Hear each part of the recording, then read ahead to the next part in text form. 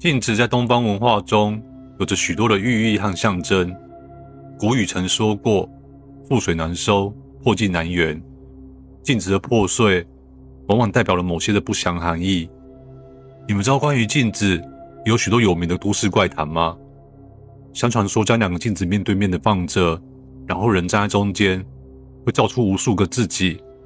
这时候不管是谁都会产生一种怪异的感觉，而且要是看到了镜子的最深处，就会看见自己过世的样子。据说镜子是可以通灵的，往往会在人睡着的时候会吸取主人的活力。类似这些诸如此类的都市怪谈和禁忌，都围绕着镜子发生。镜子除了可以倒映出我们的世界之外，常常也被认为是通往第二个世界的入口。那么关于这个在恐怖故事里的人气道具，又有着什么样的真实灵异故事呢？接下来就和 Book 一起进入灵异故事的旅程哦。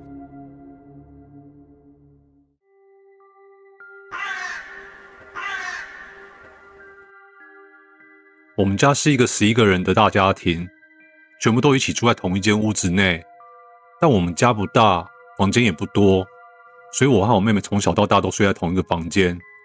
我们的房间很小，刚好挤得下一张双人床和2个衣柜，另外再加上一个梳妆台这样子而已。那个梳妆台是我奶奶的嫁妆，可以说是超过100年的老古董了。可是我和我妹妹其实都一直觉得那张梳妆台上面的镜子有点恐怖，我们很想把它卖掉或搬去别的地方，但长辈都说不可以卖。但是家里也没有别的地方可以放了，所以就一直把它留在我们的房间。后来我婶婶生了小孩后，把原本用来做功课的书房改用来当做我堂弟睡觉的房间，也因此后来我就改在房间里面做功课。但我房间里面也没有多余的空间能够塞得下另外一张书桌，于是我就把那个梳妆台当做书桌来用。那时的我正在念大学，课业更是异常的繁重，很多的时候我都必须熬夜读书。开着灯的话，我妹会没办法睡觉，所以往往我读书的时候都必须关灯，只留着一盏书桌灯那样子。在微微的光线之下看着镜子，即便是自己的脸，还是觉得有点莫名的恐怖，所以我都尽量的不要抬头去看镜子。之后有天深夜时，我正在为隔天考试努力复习的当下总有个感觉，我一直觉得有人站在我后面看着我，我整个背还感觉凉凉的。我一直低着头不敢看四周，更不敢看那面镜子。但后来还是不知道为什么，突然有一股冲动，微微的抬头瞄了一下镜子。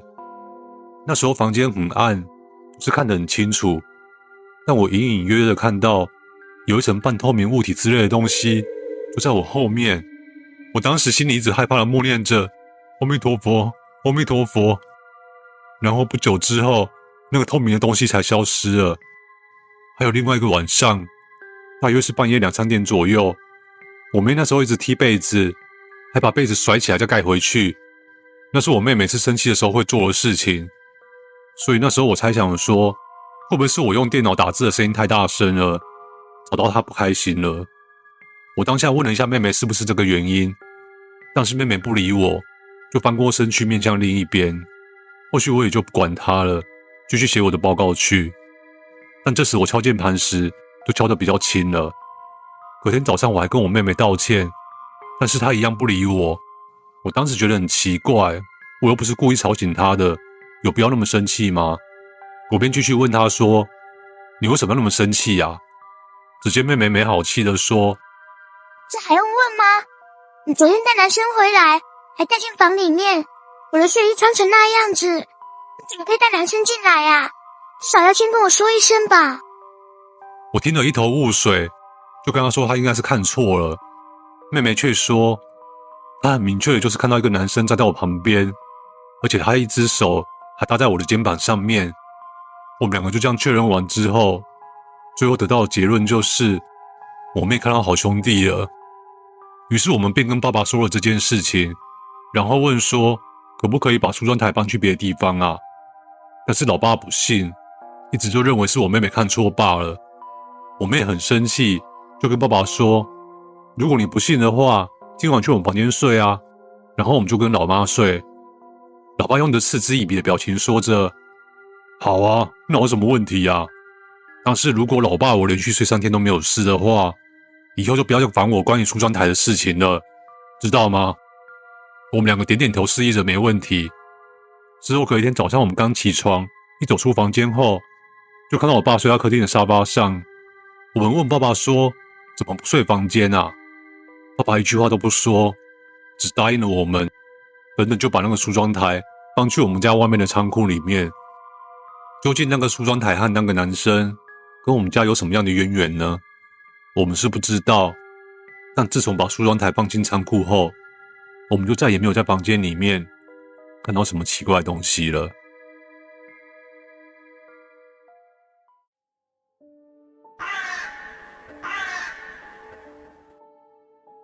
记得小时候的老家在3楼的房间里面，有一面很大的3面镜梳妆台。梳妆台的总高度大概有160到170公分高。梳妆台的上半部是可开合的3面镜，下半部是桌子和抽屉。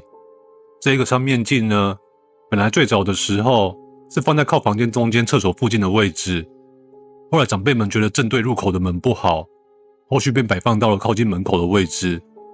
而自从放在这边之后，便出现了很多神秘的小现象。于是后来又把这个3面镜移到了楼梯间。没想到放到楼梯间之后，发生了更多奇怪的事情。前面大概叙述完这面镜子摆设过程后，接下来就要开始讲这面神奇3面镜所带来的奇怪故事了。这一面3面镜是属于比较老式的款式，整体是实心的木头做的，梳妆台的收纳空间也很够。坐在梳妆台的前面，可以看到正面和侧面的造型。对于喜欢做造型的女生们，应该都会蛮喜欢这个梳妆台才是。唯一要说的缺点的话，可能就是体积比较大而已吧。但是如此实用的梳妆台，后来之所以会被丢在楼梯间，也一定有其原因的。平常就是一个平凡麻瓜的我，在这个梳妆台照镜子的时候，常常都会看到一些残影。不是左边的镜子突然有个影子闪过，就是右边的镜子又多了个影子之类的，搞得我连照个镜子都觉得战战兢兢的，很怕一转头过去就看到什么不认识的脸在镜子里面。那时候常常宁愿照自己桌子上的小镜子，也不想要去照那个看起来很好用的3面镜。而我也时常做着类似的梦，就是坐在梳妆台前面和镜子说话。至于内容是说些什么，其实我都已经不太记得了。只是听说我小时候有蛮严重的梦游症，常常梦到跟镜子讲话之后，我就会开始梦游，然后去撞衣柜前那面厕所的墙壁。而且据说不是轻轻的撞，是很用力的用头捶，就好像要认真走进去那面墙壁那样子的状态。也因此在我小的时候，身上常常会有奇怪的淤青，尤其是头上的淤青更是明显。而关于这面3面镜最恐怖的回忆，就是关于一位奇怪的女人了。这个女人呢，看过人有几位，其中一位就是我妈妈。据妈妈说，有某几天半夜突然醒过来的时候，就会看到一个头发很长的女人坐在镜子前面梳头，一边梳头一边喃喃自语着说话。而这个3面镜理论上来说，应该都能透过反射看到这个女生的脸，但妈妈却怎么看也看不见。妈妈每次看到这位神秘的女性之后，就会赶快再钻回去被窝睡觉，当作没看到。而这位神秘的女性呢，在我们离家很久之后，也有被某人看到过，还因为看到这个女生而大病了1星期。也因为这些奇怪现象的发生，加上把镜子放在房间里面时，一直都会有被偷看着的感觉，也因此后续就把镜子移到楼梯间，并且把镜子贴起来盖住。最后，关于这个梳妆台，我觉得其实最可怕的地方就是，我那时候经常做梦都会梦到，在那个梳妆台下面的空间那边，有一个小孩子就躲在里面。至于现实中是不是真的有小孩子躲在那边，这就不得而知了。毕竟我只是半麻瓜，只能梦见，不能看见。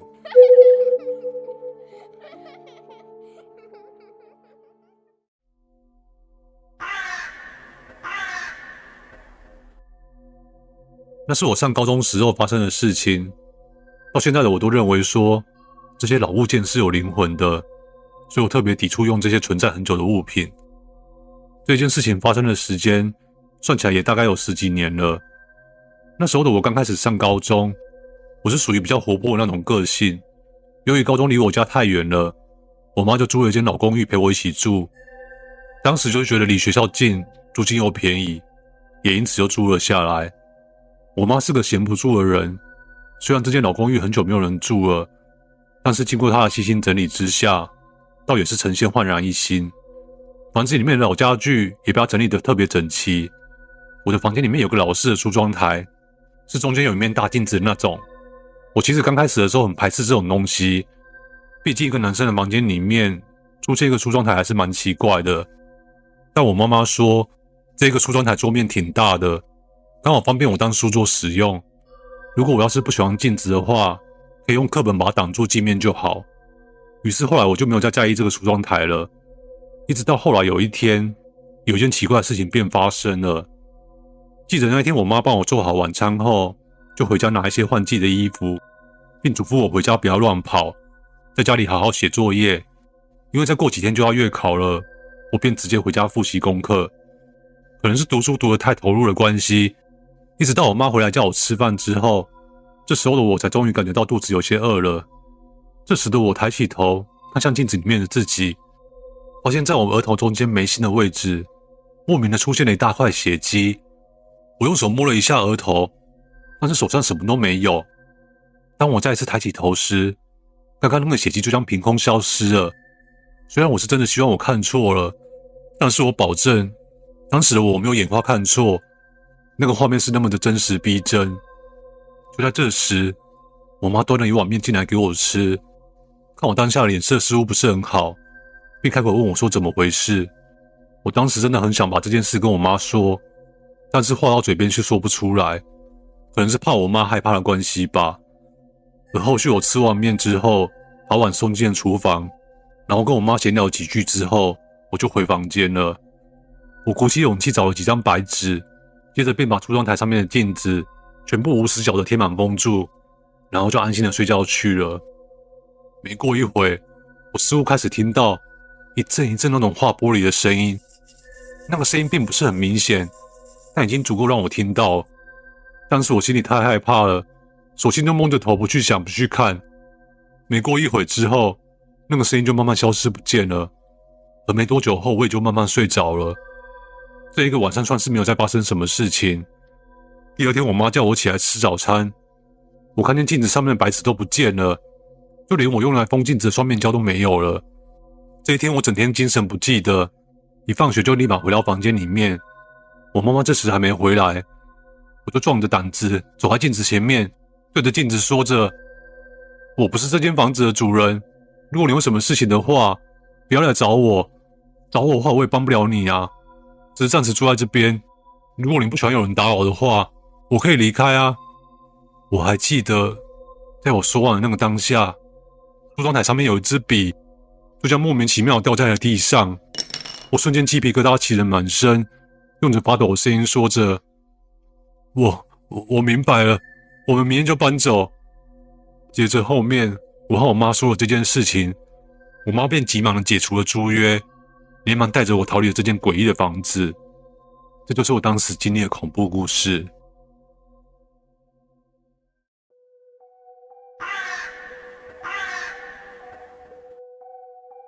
这是一件发生在我国中时的事情。那个时期的我住在台中的老家，还记得那天是个风和日丽的早晨。早在几天之前，我就跟同学相约今天要出门去旅游。一大早我就迫不及待的起床准备。我一如往常的走进厕所洗牙刷脸，刷着牙时看着镜子里面的自己，今天的状态不错哦。漱了漱口后，接着洗着我的脸。我低着头冲了几次脸后，再一次抬起头照镜子检查没有冲干净。他没有冲得很干净，便再一次低头冲了几次。心里想说，这一次应该冲干净了吧。但是正当我再次抬头照镜子检查的时候，瞬间那个当下，我看到的第一眼，镜子里面的人却不是我自己，而是不知道从哪边冒出来的一个我根本没见过男人的脸庞。当下我其实没吓到，还冷静地观察他是不是人。但是从反射镜子中，那个男生在楼梯跟浴缸之间狭小的空间，当时我只看到那男生的上半部，他头上戴着浴帽，穿着白色的浴袍，并有着一个清秀但显得苍白的五官。没错，他就是一个男人。我打量完他的上半身，又疑惑地思考着：咦，楼梯跟浴缸之间的高度怎么能站人啊？他的样子也不像小孩啊。正当我纳闷时，我才下意识往下看。这时我发现那个男人他没有脚。神经大条的我，这下才真的确定他不是人了。惊恐的我无法控制我的眼球往他的脸看。那个男人面无表情的跟我四目相交了好几秒。我心里挣扎着，怎么办？他就在后面看着我，我想该怎么办啊？当下的空气瞬间有点凝结的感觉。也许是我真的吓傻了，我没有大叫逃跑，反而淡定的当作没看到，假装继续冲着脸，然后把视线撇开镜子之后，头也不敢回的走出去，连浴室的灯都来不及关。一到了客厅之后，我便马上抓起包包就出门了。而这个事情即使过了很久后，我都不敢把这件事情说出来。一直到毕业不久后的某天，当时的国中同学跑来跟我说：你知道吗？你国中的时候整个人看起来超阴沉的两眼的眼神空洞，走路的方式好像是用飘的，整个人超诡异的。我在想，会不会其实是那一次的经验造成了我很大的阴影，导致于往后我洗脸的时候，无论如何我绝对不敢在厕所里面抬头看镜子。其实不只是洗脸，就连刷牙洗澡时我都会避开镜子，生怕再次从镜子的反射中再看见什么。另外我还记得那时候在台中老家，当我一个人待在家的时候，也时常觉得有人在背后看我。长大的我现在回想起来，那整间房子里面给人的感觉就是阴暗可怕。那时只要有去过我家的朋友都跟我说，他们总觉得有一种说不出来的怪异恐怖气氛充满在这间房子里面。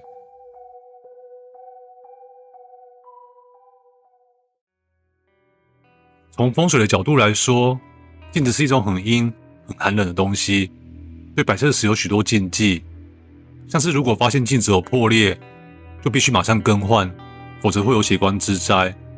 像是中国的古时候，就有许多建筑物里面都挂有镜子，例如像是在故宫的乾清宫里面，就有一个巨大的水晶大镜。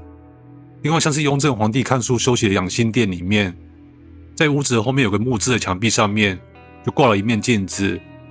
这些镜子用来反射景物的作用很小，主要是用来当作风水镜使用。至于一般人在生活上面，比较常听到关于镜子的避讳，大概是像说，床尾的位置不要挂镜子，也不要正对着床和桌子，因为此时的这块镜子就像是一块摄魂镜，会让房间里面的人情绪不安。相传说，如果一面镜子正对着桌子和睡床的部分的话，这间寝室主人的气就会被反射掉一部分，除了会影响健康和夫妻感情之外，严重的话更可能会影响财运跟后代等等。但转个方面来说，或许是因为镜子会有反射光的关系，对着人的身体长时间照下来，会造成脑神经衰弱、睡眠质量差等不良反应。尤其是在夜晚时分，想要起床上厕所时，突然看见镜子里面那个若隐若现的自己，可能会因此而感到不自在，甚至受到惊吓而导致难以入眠。关于镜子的种种风水传说，实在是族繁不及备载。有兴趣的各位也可以去网络上找资料看看哦。今天的故事不知道你们最喜欢哪一则呢？也欢迎到 FB 或 IG 私讯给 Book 我知道哦。谢谢你们听我说故事，我是 Book，我们下次见哦，拜拜咯。